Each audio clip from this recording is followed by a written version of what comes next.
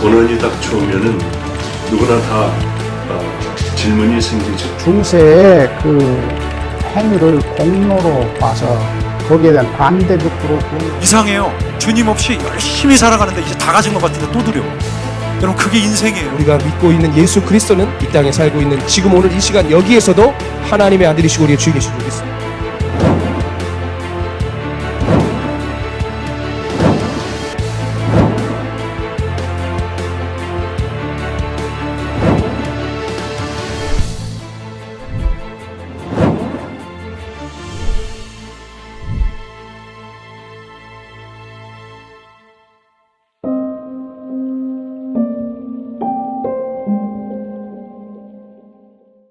리얼 크리스천을 제작하는 중에 제가 타주에 집회를 갔다가 이제 다시 누아공항으로 돌아왔습니다. 우리 개바 전사님께서 저를 픽업해 주셔서 그래서 이제 교회를 향해서 오는 길에 뉴저지 턴파이크를 타고 들어오는데 얼마 안 돼서 오른쪽에 거대한 빌보드가 제 눈에 확 들어오는 거예요. 차가 지나가니까 뭐 지나칠 수도 있을 텐데 이 빌보드가 제 눈에 확 들어왔습니다. 그 빌보드가 이런 거였습니다. 근데 저게 말이죠, 가장 번화한 하이웨이 바로 잘 보이는 곳에 서 있는 거예요. 근데 그 내용이 뭐라고 써졌냐면 Real Christians obey Jesus' teachings라고 써있어요. 사실 그때 이 Real Christian 제작하는 게 참 여러 가지로 너무 어려운 상황 가운데 있었는데 어떻게 저게 저기 있을까? 마치 주님이 저에게 이렇게 말씀하시는 것 같아요. 너 잘하고 있다 지금.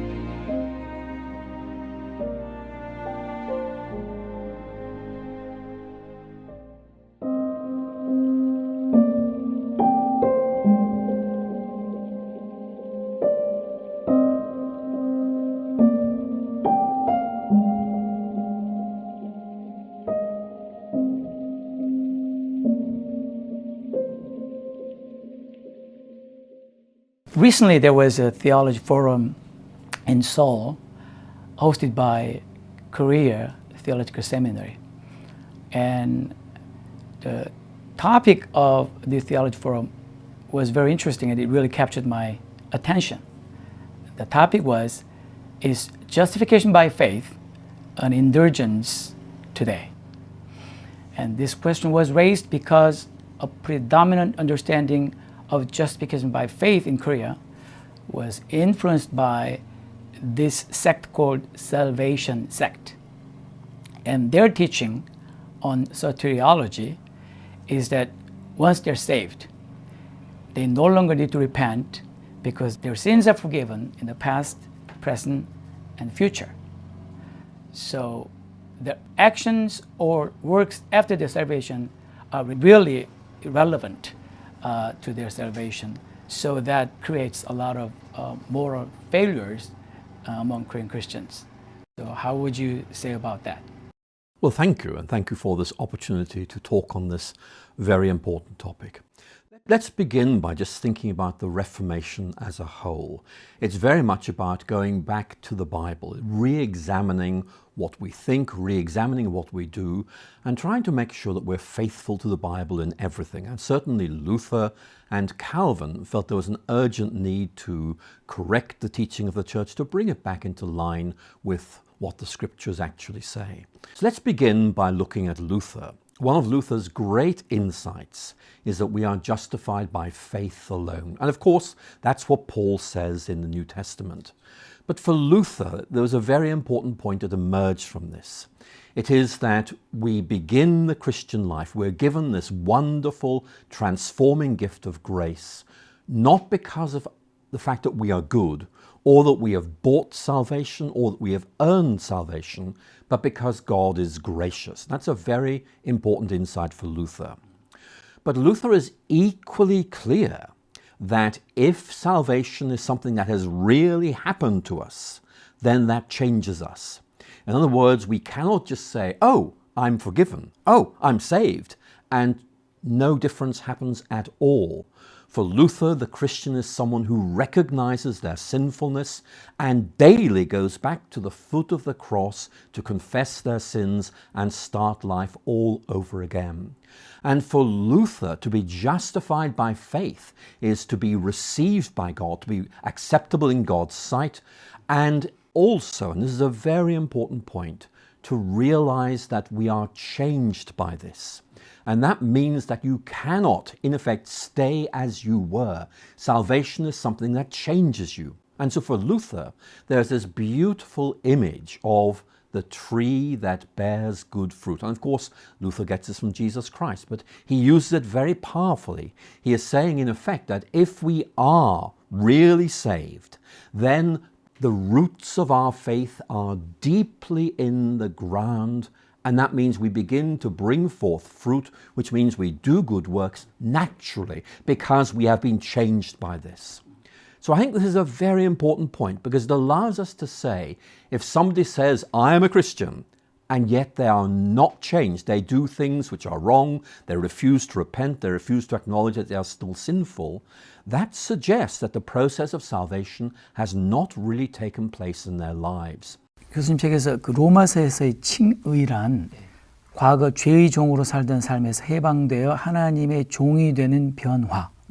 그래야 이제 하나님께 우리 자신을 드리는 살아있는 관계로 옮겨가는 것을 의미한다. 바울은 우리 미래의 구원이 바로 이런 변화된 삶의 길을 통해서라고 분명히 말한다. 네, 이런 표현을 쓰셨는데요. 그렇다면 이런 변화된 삶이 없는 칭의나 구원이 있을 수 없다라고 말할 수 있습니까? 변화된 삶이 없이는 로마서식으로 말하면 예전처럼 우리가 변화되지 않고 죄의 종으로 실제로 살아가면, 그러니까 죄에게 순종을 하는 거죠, 실제로. 그러면 죄의 종이 되는 거죠. 바울이 그렇게 얘기하지 않습니까? 그러면 그 마지막은 죽음인 거죠. 반대로 우리가 이제는 죄에게서 해방이 돼서 의에게 종이 되어서, 그럼 무슨 열매가 맺어지면 거룩함이라는 열매가 맺어지겠죠. 그 마지막은 영생이라는 거죠. 그러니까 바울이 그 얘기를 하고 싶었다는 거죠. 지금 한국 교회가 부패하고 비난과 조롱을 받잖아요. 그게 다 신학적인 복음을 잘못 가르치기 때문에 그래요. 이와 같은 잘못된 이신칭의 구원 이해는 구원파뿐만 아니라 한국 교회를 갱신하고 바르게 세우는 데 있어서 아주 중요한 걸림돌이 된다고 생각하고 한국 교회를 바르게 세우기 위해서는 그 문제가 분명하게 해결되어야 된다고 저는 생각하고 있습니다. 네.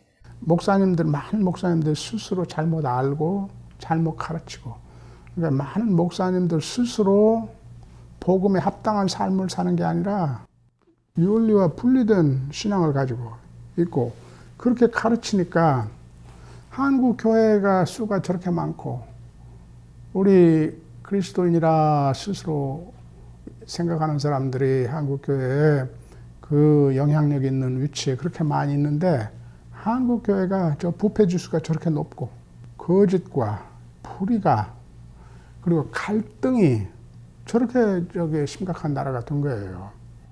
그러니까 이 복음 자체가, 칭의의 복음 자체가 잘못 이해돼서 그래요. 부분적으로만 이해되기 때문에. 심각한 신학적인 문제와 심각한 목회적 문제, 영성의 문제, 삶의 문제. 그러면 이렇게 좀 심각한 문제를 바로 잡을 수 있는 대안이 있습니까? 대안이 칭의론을 올바로 이해하는 거예요. 그러니까 칭의의 복음을 올바로 이해하는 것.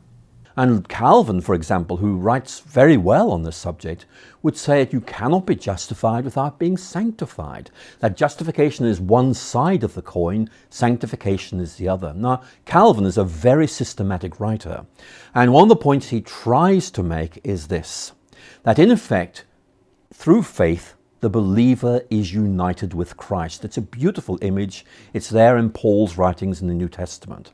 And Calvin says this union with Christ has a double aspect. First of all, it means we stand in a right relationship with God. We are righteous in God's sight. Now, that's justification. And Calvin says that's part of the picture. But he also says it's not the full picture because something else is happening as well. We're not just made righteous in God's sight, but God initiates the process of being conformed to Christ. In other words, the process of union with Christ gives us the status of being righteous, but it also begins the process by which we become more and more Christ-like. And of course, that is sanctification. Now, the point that Calvin is making is very, very powerful. He's saying we have this relationship with God. We can pray to God. We can worship God.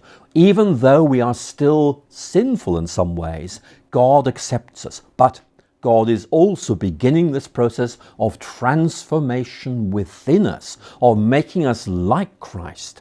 And that is part of this process as well. 저희가 이제 이렇게 대화를 나눴지만 사실 한국교회 그 목회자들은 많은 경우에 잘못 이해하고 있는 부분도 있고 부분적으로 이해하고 있는 부분도 있고 그러다 보니까 또 교인들에게 그렇게 전달이 될 수밖에 없는데 이런 상황에서 교수님께서 대안이라고 제시할 수 있는 부분이 어떤 부분이 있을까요? 중요하다고 생각하는 것 중에 하나가 저는 아까 말씀드린 패러다임의 문제. 패러다임을 바꿔야 된다. 그러니까 패러다임을 바꾸는데 가장 결정적인 게 행위 심판에 대한 신념인 것 같아요.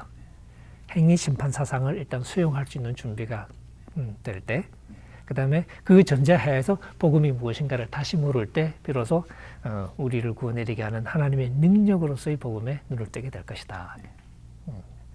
그런 면에서 저는 좀 더 불편하지만 그 얘기를 계속 떠들면서 설득을 시켜 나가는 것 외에는 뭐 달리 방법이 없지 않을까. 그런 면에서 저는 신학자들이 요거 알고 있는 신학자들이 좀 더 과감해야 된다고 생각해요. 사실은 좀 섭섭해요, 저는 그래서. 다 알면서. 그러니까 나랑 똑같은 생각을 어떤 면에서 하고 있거든요. 말을 안 해요. 왜 말을 안 하죠? 잘리니까. 물론 이해가 안 가는 건 아닌데 그 부분에서 좀 더 과감해야 되지 않냐 이거죠. 에스겔의 파수꾼처럼. 하나님 경고하잖아요. 네가 파수꾼인데 네가 경고했는데도 말 안 듣고 이렇게 죽었으면 그는 지 죄 때문에 죽은 거지만 너는 죄가 없다 왜냐면 했으니까. 근데 네가 경고 안 해서 만약에 적에게 다 이렇게 죽었으면 그 사람은 자기 죄로 죽은 거고 오케이. 근데 너도 네 책임을 안 했으니까 너도 죄값을 피할 수 없다. 저는 많은 신학자들이 오늘 한국 교회를 살아가는 신학자들이 그런 하나님의 심판을 받지 않을까? 좀 이렇게 동종업계에 있는 분들한테 좀 굉장히 부담스러운 얘기인데 사실은 그런 생각이 들 때가 있어요. 좀 더 목소리를 높였으면 좋겠다 하는 거죠.